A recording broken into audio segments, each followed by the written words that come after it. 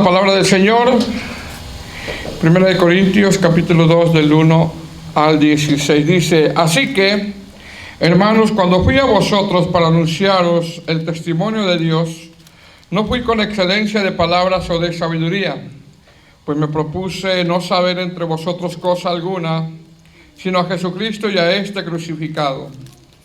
Y estuve entre vosotros con debilidad y mucho temor y temblor, y ni mi palabra ni mi predicación fue con palabras persuasivas de humana sabiduría, sino con demostración del Espíritu y de poder, para que vuestra fe no esté fundada en la sabiduría de los hombres, sino en el poder de Dios. Sin embargo, hablamos sabiduría entre los que han alcanzado madurez, y sabiduría no de este siglo, ni de los príncipes de este siglo que perecen. Mas hablamos sabiduría de Dios en misterio, la sabiduría oculta, la cual Dios predestinó antes de los siglos para nuestra gloria, la que ninguno de los príncipes de este siglo conoció, porque si lo hubieran conocido, nunca habrían crucificado al Señor de gloria.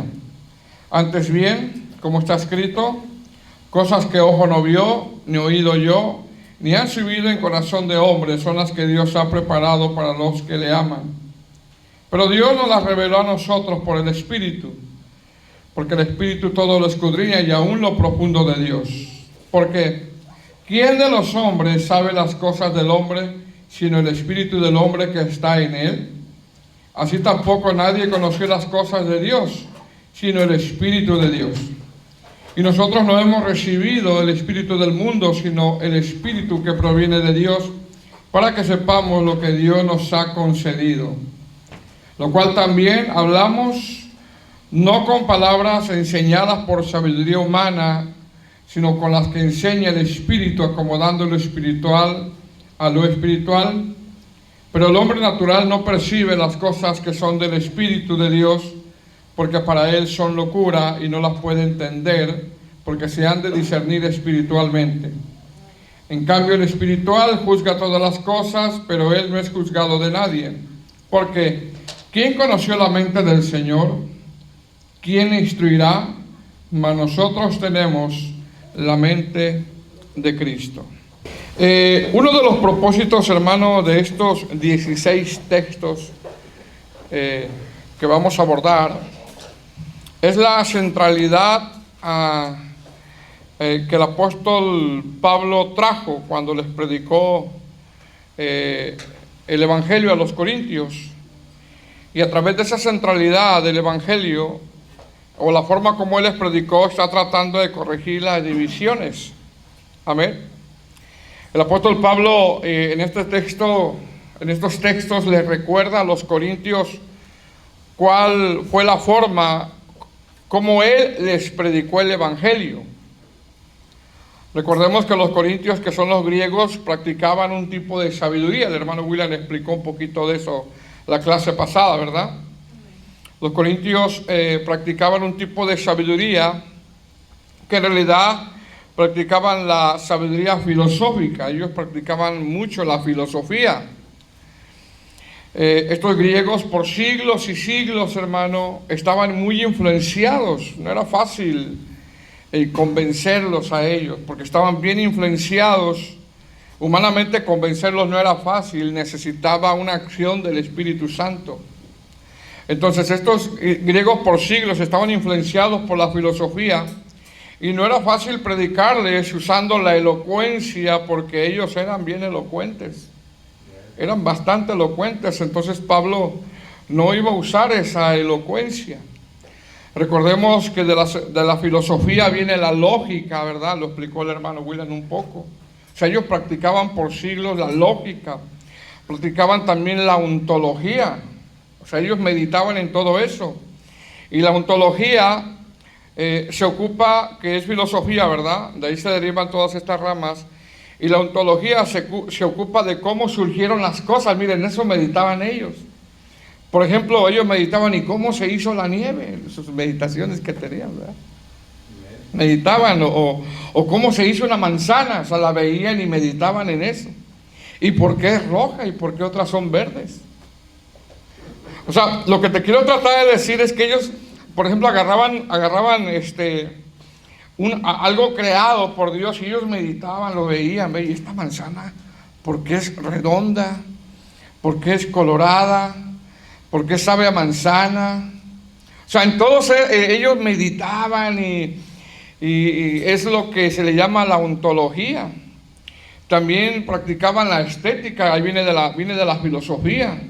Y la estética estudia el arte, o sea, eran artistas ellos.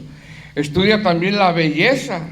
Ellos, en la estética, ellos buscaban la forma de verse bien, eran bien vanidosos, eran bien vanidosos.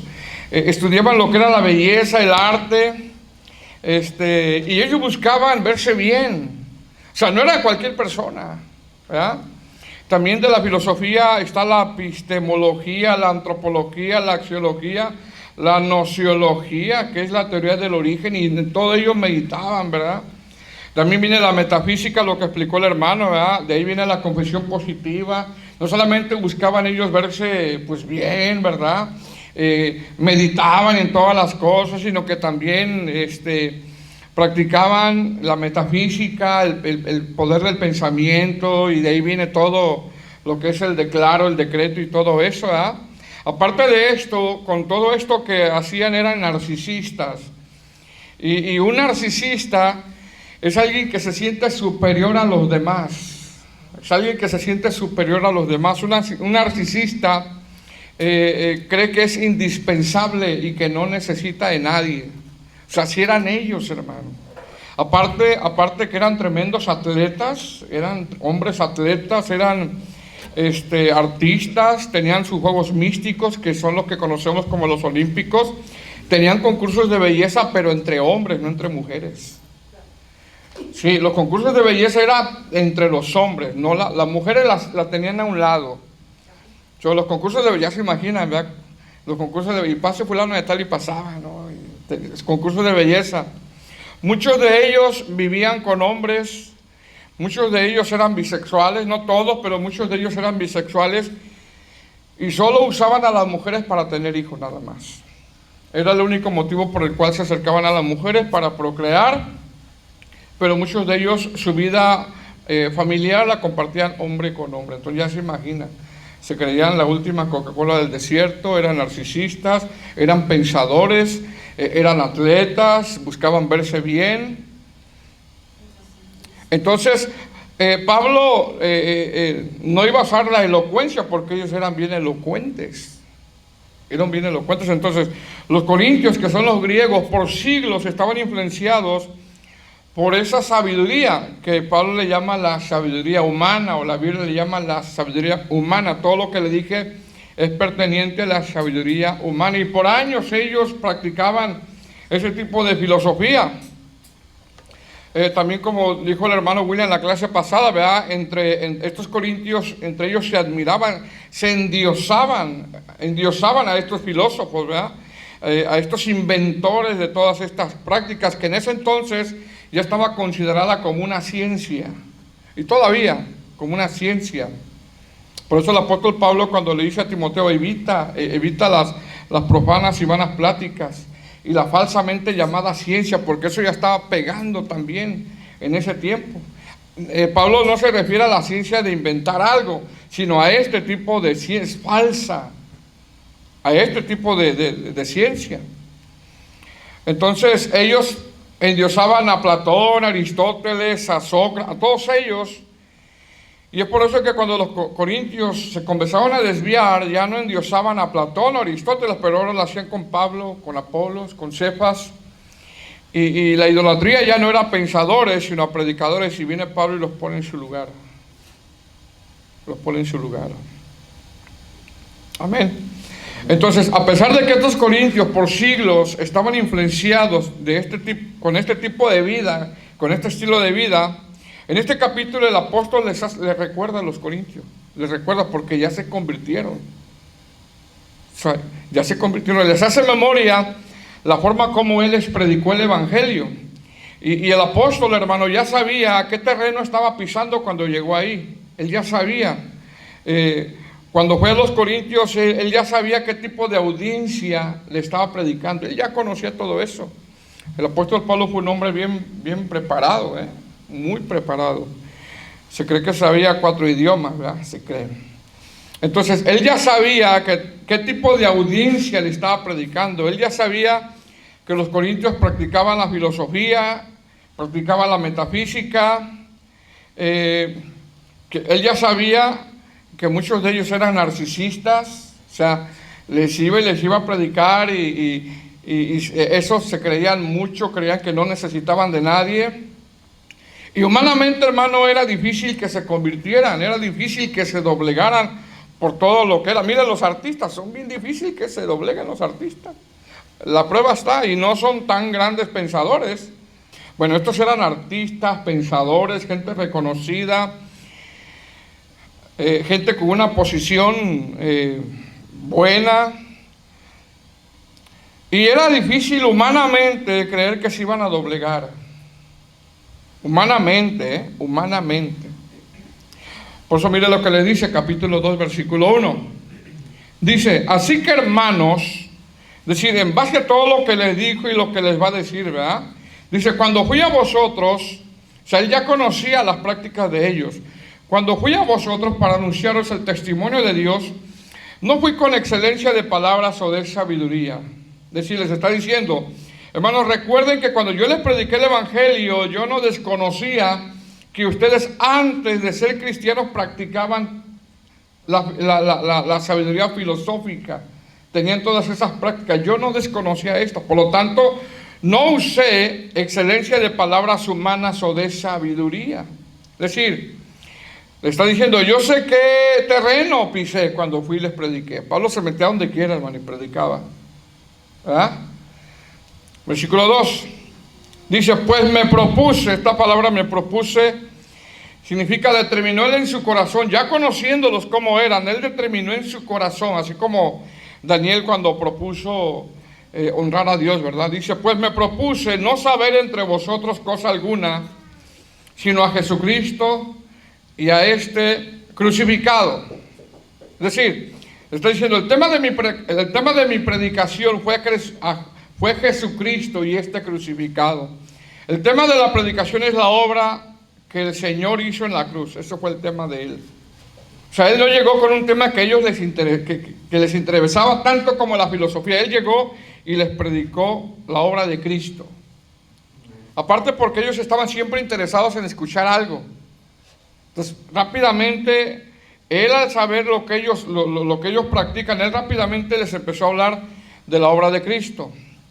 ¿Verdad? Ahora, esto nos dice, hermanos, cuando él dice, pues me propuse no saber entre vosotros cosa alguna, sino a Jesucristo y a este crucificado. Esto nos dice que el único interés de nosotros, los predicadores y los oyentes, el único interés es que cuando se enseñe, esta predicación hable de Cristo. Ese tiene que ser el interés de usted y el interés del predicador. Que usted venga a escuchar que se esté predicando a Cristo, que se hable de la fidelidad de Dios, que se hable de los atributos de Dios. Ese tiene que ser el interés cuando alguien se sube a predicar y cuando alguien viene a escuchar. Yo vengo a escuchar palabra de Dios.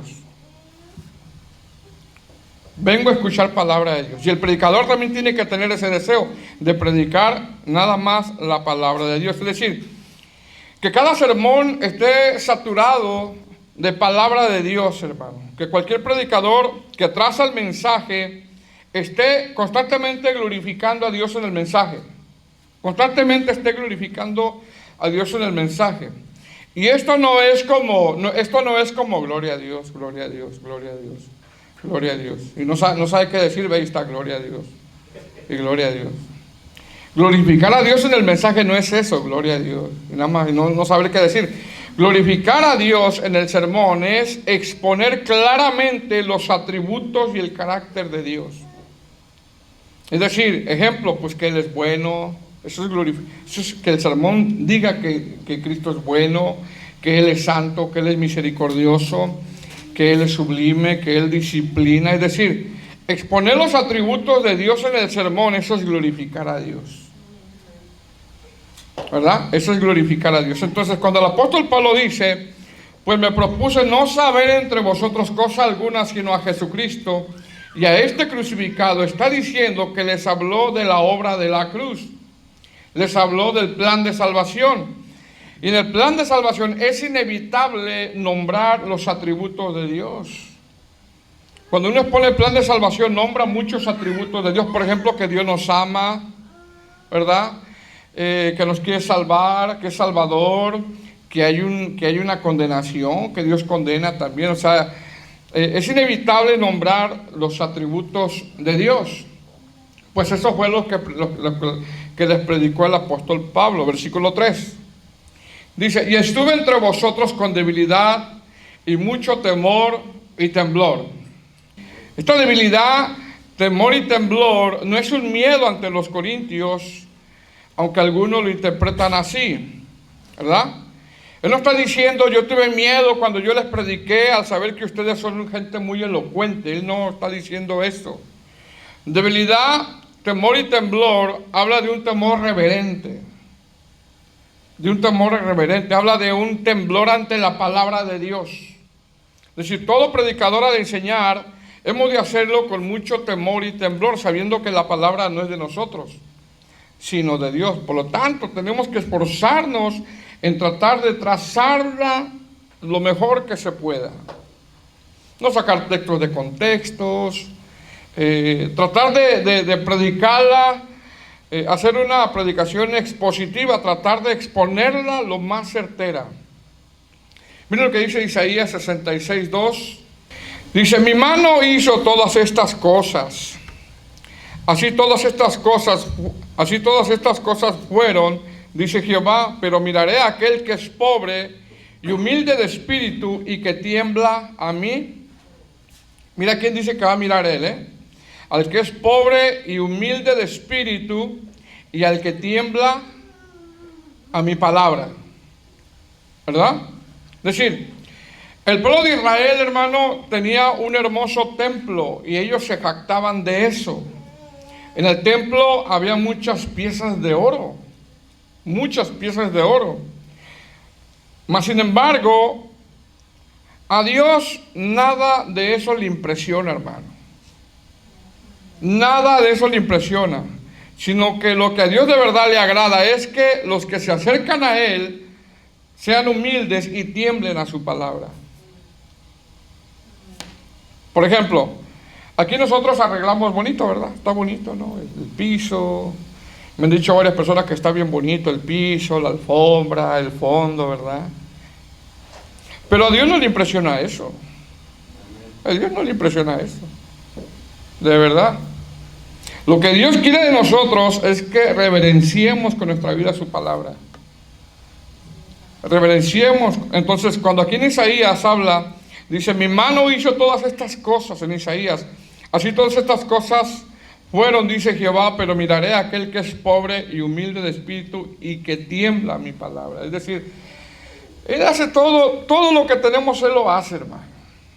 Y el templo, la ciudad, se jactaban por la ciudad, se jactaban por el templo, por el oro que había, pero a Dios no le impresionaba nada de eso. Lo que Dios en realidad quiere es que reverenciemos con nuestra vida su palabra. Amén. Entonces dice, y estuve entre vosotros con debilidad y mucho temor y temblor. Le está diciendo que es la forma como Él les predicó, con ese temor reverente, la palabra de Dios. Con ese temor, Él no se apoyaba en sus habilidades. Con ese temor reverente. Recuerde a quién le está predicando, a gente elocuente, a gente que piensan que no necesitan de nadie, ¿verdad? Verso 4, lo tenemos. Dice, y ni mi palabra ni mi predicación fue con palabras persuasivas de humana sabiduría, sino con demostración del Espíritu y de poder. Es decir, lo que está diciendo es que el propósito cuando Él les predicaba no fue cautivar los oídos de los oyentes mediante expresiones oculentes, ni entretenerlos con fantasías o grandes oratorias. Quizá tenían la habilidad, ¿no? Pero es lo que está diciendo, que no trató de cautivar los oídos de los oyentes. Aparte de que eso le gustaba a los corintios escuchar ese tipo de mensajes o ese tipo de nuevas enseñanzas, ¿no? Así como el tiempo de hoy, ¿no? Nada más están escuchando la última revelación, ¿verdad? ¿Por qué? Porque la sabiduría que proviene de Dios no necesita eso. No necesita eso. La sabiduría divina que viene de parte de Dios no necesita cautivar los oídos de los oyentes con grandes expresiones. No necesita eso. Es decir, el apóstol Pablo no confiaba en su posible facilidad de palabra. No confiaba en su posible talento. Nosotros los que enseñamos no tenemos que confiar en nosotros mismos, en nuestra facilidad, si hay facilidad de palabra o no, no lo sea. Pero no tenemos que confiar en eso. No tenemos que confiar en eso. Y es lo que está diciendo él, que él no confiaba en su posible facilidad de palabra. Ahora cuando dice, sino con demostración del Espíritu y de poder, no podemos negar que la predicación del apóstol regularmente iba acompañado de milagros, pero si usted se da cuenta del caso, él nunca predicó milagros, como el tiempo de hoy, ¿no? Sin embargo, cuando habla de demostración del Espíritu y de poder, habla que cuando él les predicó, él sabía que el Espíritu Santo convencería a los oyentes y no tendrían contradicción al mensaje. Él conoce a los corintios, sabe cómo son los corintios, sabe que es gente elocuente, sabe que es gente que humanamente difícil de convencer. Entonces él se tiene que dejar guiar por el Espíritu Santo y dejar que el Espíritu Santo los convenza, tanto que sí los convenció de pecado. ¿Por qué? Porque una de las obras que hace el Espíritu Santo es convencer de pecado. Es convencer. Juan 16:8 dice, cuando el Espíritu Santo venga, convencerá al mundo de pecado, de justicia y de juicio. Cuando tú predicas a Cristo, el Espíritu Santo convence, es el que convence de pecado. ¿Qué significa convencer? Significa amonestar, redarguir, reprender. Lo que significa la palabra convencer. Entonces, cuando el apóstol Pablo les predicó a los corintios, no trató de entretenerlos, ni su palabra fue con palabra de sabiduría humana, sino que él dejó que el Espíritu Santo les convenciera. Él les predicó de la obra de la cruz y el Espíritu Santo empezó a convencer. Los corintios fueron amonestados y entendieron que necesitaban arrepentirse. El Espíritu Santo convenció de que su manera de vivir pues lo ofendía a Dios. El Espíritu Santo los convenció de pecado. A esos corintios, a esos narcisistas, a esos elocuentes, a esos artistas, los empezó a convencer. Los empezó a convencer de pecado. Aunque estaban influenciados por siglos con esa sabiduría humana, el Espíritu Santo empezó a tratar con ellos en los corazones de ellos. Empezó a tratar, porque ante el Señor, cuando el Señor quiere hacer una obra, nadie lo puede detener, sea quien sea. ¿Verdad? Versículo 5 dice, para que vuestra fe no esté fundada en la sabiduría de los hombres, sino en el poder de Dios. Es decir, tenemos que entender, hermano, que predicar a Cristo, eso es poder de Dios. Amén. Predicar a Cristo es poder de Dios. Predicar salvación, eso es poder de Dios. Cuando usted predica a Cristo, usted está predicando el poder de Dios. Tú no necesitas predicar milagros o prometer ciertos milagros para mostrar el poder de Dios. Cuando tú predicas salvación, cuando tú predicas arrepentimiento, cuando tú predicas Juan 3:16, porque de tal manera amó Dios al mundo, tú tienes que confiar que esa palabra es suficiente, es poderosa, eso es poder de Dios. A veces queremos un mensaje elocuente y cómo convencer a la persona. Predícale eso nada más y confiemos que el Espíritu Santo va a convencer. Eso es poder de Dios. Eso fue lo que les predicó Pablo. Les predicó a Cristo, les predicó la obra de la cruz. Y en cuanto les predicó la obra de la cruz, ellos estaban siendo redarguidos. Entonces, cuando predicamos acerca de Cristo y no añadimos nada, y la gente se arrepiente y es convertida, entonces la predicación solo se le puede atribuir al poder de Dios. Por eso cuando se predica, los predicadores no tenemos que hacer falsas promesas, porque se hacen falsas conversiones. Por ejemplo, ven a Cristo y tus problemas se acabarán. No podemos predicar eso. O ven a Cristo y Él cumplirá tus sueños. Se hacen falsas conversiones. O ven a Cristo y aquí se cumplirán tus metas. Se hacen falsas conversiones. ¿Verdad? Son falsas conversiones. La predicación del Evangelio tiene un propósito nada más. Uno, entender que somos pecadores y que estamos luchando con el pecado y que tenemos tendencias pecaminosas. Esa es la predicación del Evangelio. Ese es el propósito del Evangelio, que nos enseña que somos pecadores. 2, que Dios quiere un arrepentimiento. 3, que Dios nos ama. 4, que Dios ofrece salvación a través de Cristo para que no nos perdamos. Y 5, el que no cree se va a una eternidad sin Cristo, se va a un lugar de tormento. Esa es la predicación del Evangelio. Cuando nosotros predicamos eso, estamos predicando el Evangelio, estamos predicando poder de Dios y estamos dejando que el Espíritu Santo obre. No estamos tratando de convencerlo nosotros. Esa es la obra del Espíritu Santo, convencer de pecado. Que el adúltero, que el fornicario, que el afeminado, que el mentiroso, que el ladrón, los que practican tales cosas no heredarán el reino de los cielos. Eso es poder, eso es predicar el poder de Dios. Verso 6 dice: sin embargo, hablamos sabiduría entre los que han alcanzado madurez, la sabiduría no de este siglo ni de los príncipes de este siglo que perecen. Es decir, los corintios con sus conocimientos filosóficos creían que podrían saber todo acerca del ser humano.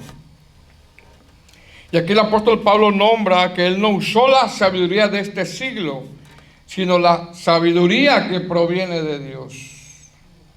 ¿Verdad? Verso 7, mas hablamos sabiduría de Dios, el misterio y la sabiduría oculta, la cual Dios predestinó antes de los siglos para nuestra gloria. Es decir, esta sabiduría de Dios a la que se refiere el apóstol es la predicación del Evangelio. Es la predicación del Evangelio. Una sabiduría en misterio. Esta palabra misterio significa algo que nos reveló Dios por su voluntad.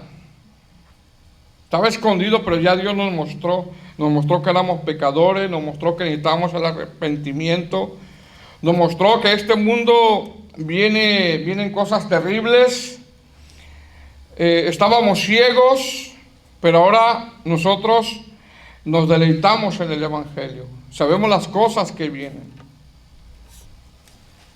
Versículo 8 dice: la que ninguno de los príncipes de este siglo conoció, pues si lo hubieran conocido, nunca habrían crucificado al Señor de gloria. Es decir, los griegos, con todas sus meditaciones, con toda su elocuencia, con toda su preparación intelectual, con toda su inteligencia terrenal, y cómo meditaban, ¿verdad? En todo meditaban. Y con toda la admiración que la gente les tenía a ellos como grandes pensadores, Dios no les dio luz. No les dio luz hasta que Pablo les predicó. Hasta que Dios escogió y ungió a Pablo. Hasta que Pablo les predicó y bajo el poder del Espíritu Santo la palabra penetró en sus corazones y fueron amonestados.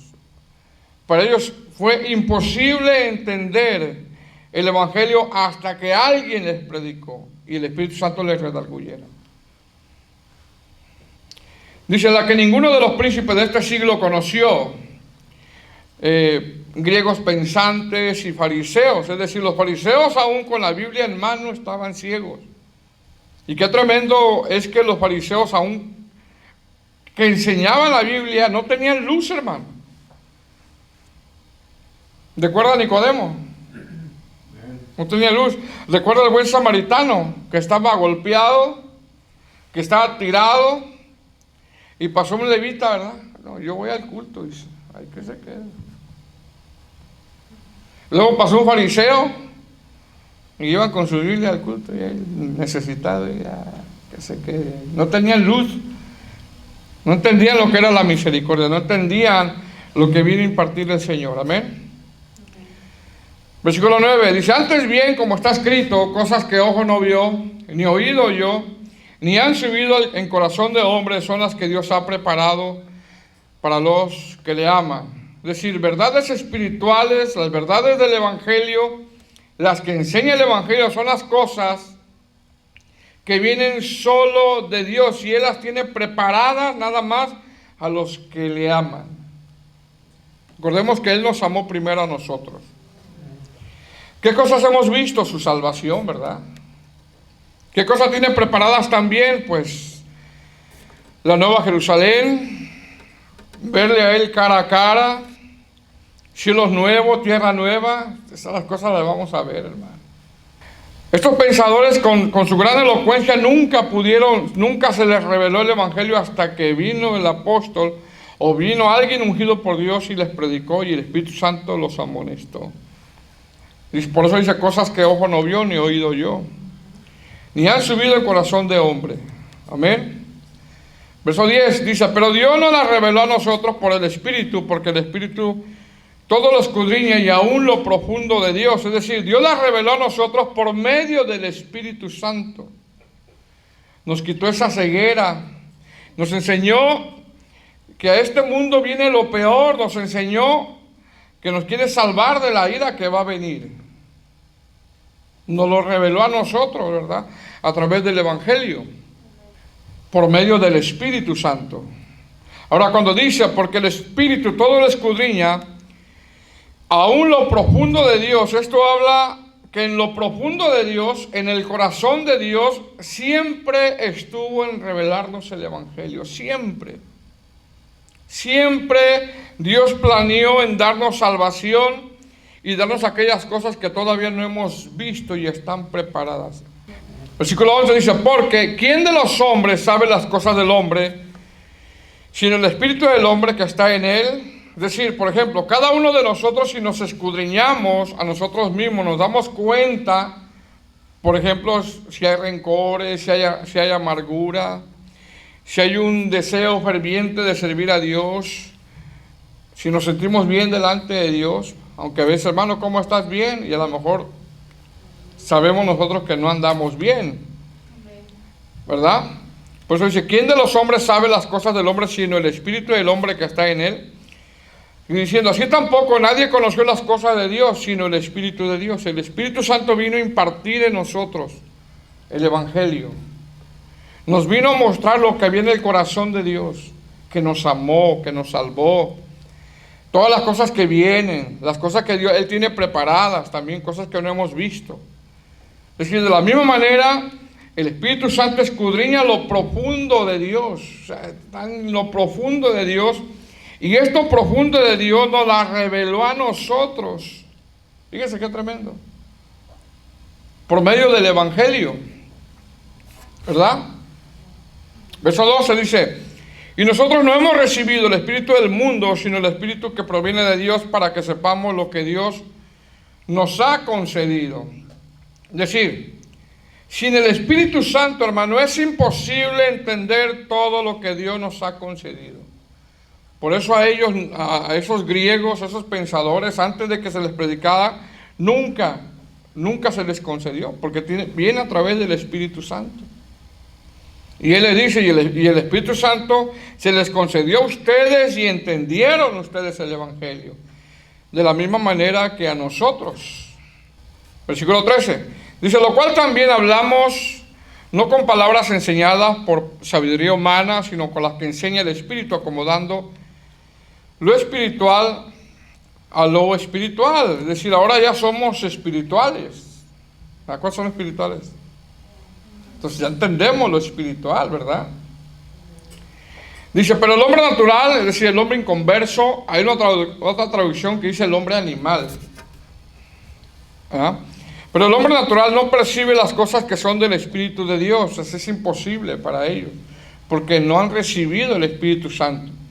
Dice: porque para él son locura y no las puede entender, porque se han de discernir espiritualmente. Es decir, el hombre natural está muerto en delitos y pecados, y no entiende no tiene la capacidad de comprender, no puede ver, está cegado, y solo Dios le puede quitar esa venda en sus ojos. Yo recuerdo cuando Dios me dio el nuevo nacimiento, la conversión, fue un cambio tremendo porque yo veía todo diferente, todo diferente. Nunca había escuchado a los pajaritos cantar, como esa vez los escuché. Todo diferente yo miré. Miré una realidad espiritual, miré realmente lo que es el pecado. Aunque batallamos con el pecado. Dice, 15. En cambio el espiritual juzga todas las cosas, pero él no es juzgado de nadie. Es decir, una vez que tuviste el nuevo nacimiento, una vez que recibiste el Espíritu Santo, ¿cuál es la meta, hermano? Seguir creciendo para juzgar todas las cosas. Ahora esta palabra juzgar significa examinar. Examinar. En nuevo se traduce, es decir, el espiritual ahora examina todas las cosas. Las examina la doctrina, examina lo que no es de Dios, examina cuando viene la tentación, diciendo lo bueno de lo malo, está examinando, constantemente está examinando todo para que su santificación no sea perturbada. Se nos ha quitado esa venda de los ojos, ¿verdad? Y ahora el Espíritu Santo nos ayuda a poder examinar. Versículo 16, porque ¿quién conoció la mente del Señor? Pues nadie sabía, ¿verdad? ¿Quién la instruirá? Bueno, solamente el Espíritu Santo. ¿Quién la instruirá? Mas nosotros tenemos, mira lo que dice Pablo, la mente de Cristo. ¿Qué significa nosotros tenemos la mente de Cristo? Esto significa que como nacidos de nuevo, como nuevas criaturas, ahora tenemos la forma de pensar de Cristo. Por ejemplo, si Cristo es misericordioso, en eso pensamos, en eso está nuestra mente también, de dar misericordia. Si Cristo es paciente, tenemos que estar, ahí tiene que estar nuestra mente, ser pacientes. Si Cristo es santo, tenemos que estar pensando en la santificación. Si Cristo en su ministerio terrenal es agradar a Dios, pues también nosotros tenemos esa forma de pensar de Él. ¿Verdad? Miren lo que dice Filipenses 4:8. Dice, por lo demás, hermanos, todo lo que es verdadero, todo lo honesto, todo lo justo, todo lo puro, todo lo amable, todo lo que es de buen nombre, si hay virtud alguna, si hay algo digno de alabanza, en esto pensad. ¿Qué significa en esto pensar? Esto significa que esto ocupe tu mente. Que esto ocupe tu mente. Que esta sea tu meditación constantemente. Medita en esto, le está diciendo Pablo. Medita en esto. Número 1, en todo lo verdadero. O sea, que estés pensando en eso. Tenemos la mente de Cristo. Lo que dice el apóstol Pablo. Tenemos que pensar como piensa el Señor. ¿En qué pensaba él? En todo lo verdadero. En eso tenemos que estar pensando. ¿Qué significa todo lo verdadero? Pues que seamos sinceros, cristianos sinceros, que no escondamos nada, que no seamos cristianos de la secreta, como dicen por ahí, ¿no? Que seamos cristianos verdaderos, en todo lo verdadero. Dicen todo lo honesto. ¿Qué significa en todo lo honesto? Del griego serio, un cristiano serio, que si vas a servir a Cristo lo hagamos con seriedad. Estate pensando en eso. Si vas a servir a Cristo, hazlo con seriedad, no jugando al cristiano. Sé serio en las cosas de Dios. Amén. En esto pensad. En todo lo justo. ¿Qué significa todo lo justo? Pues que seamos justos unos con otros, ¿verdad? Hermano, que te vende un carro y pues ¿qué tiene el carro? No, corre bien y cuando se lo vende le vaya todo. Y que no nos saquemos ventaja unos con otros. En esto pensad en todo lo puro, que estamos pensando en la santificación, en que no haya mezcolanza en nuestras vidas, en la consagración. El día de hoy no oré, el día de hoy no ayuné, el día de hoy no leí la palabra, el día de hoy esto. O sea, que estamos pensando en estarnos consagrando, no sabemos cuándo viene el Señor. en todo lo amable, es decir, que si soy de mecha corta, porque a veces somos de mecha corta, decía un puertorriqueño, pastor me decía, yo soy mecha corta. O sea, si yo soy una persona que en un momento, en un problema, me enciendo y rápido quiero actuar como del mundo, meditar. Señor, quiero ser amable cuando me hacen mal, no vengativo, ¿verdad? Dice, en todo lo que es de buen nombre, es decir, esto habla de un buen testimonio. O sea, en eso piensa, en santificarse, en ser justo, en agradar a Dios. Esto tiene que ver con buen testimonio. Dice, si hay virtud alguna, es decir, si algo de esto que nombramos está en nosotros, persevera. Y si falta algo de esto que nombramos, medítalo, porque queremos agradar a Dios. Sigue diciendo, si algo digno de alabanza, es decir, todo esto hace que glorifiquen a Dios. Todo esto hace que glorifiquen a Dios. Por nuestras acciones glorifican a Dios, pero también vituperan el Evangelio también. Entonces, cuando dice si algo digno de alabanza, habla de que todo esto nosotros al hacerlo glorifica a Dios. Dios es exaltado cuando estas virtudes están en nosotros. Dice, en esto pensad. Y luego dice el verso 9, lo que aprendisteis y recibisteis y oísteis y visteis en mí. Es decir, todo lo que nombra el apóstol lo aprendieron de él, lo recibieron de él, lo escucharon de él y lo vieron en él. Vieron que el apóstol era un hombre con buen testimonio, era un hombre amable, era un hombre que se consagraba, era un hombre honesto, era un cristiano verdadero. Todo eso lo vieron en él. Él lo enseñó y lo vieron en él. Es un cristiano serio y eso lo vieron en él. Dice, y el Dios de paz estará con vosotros.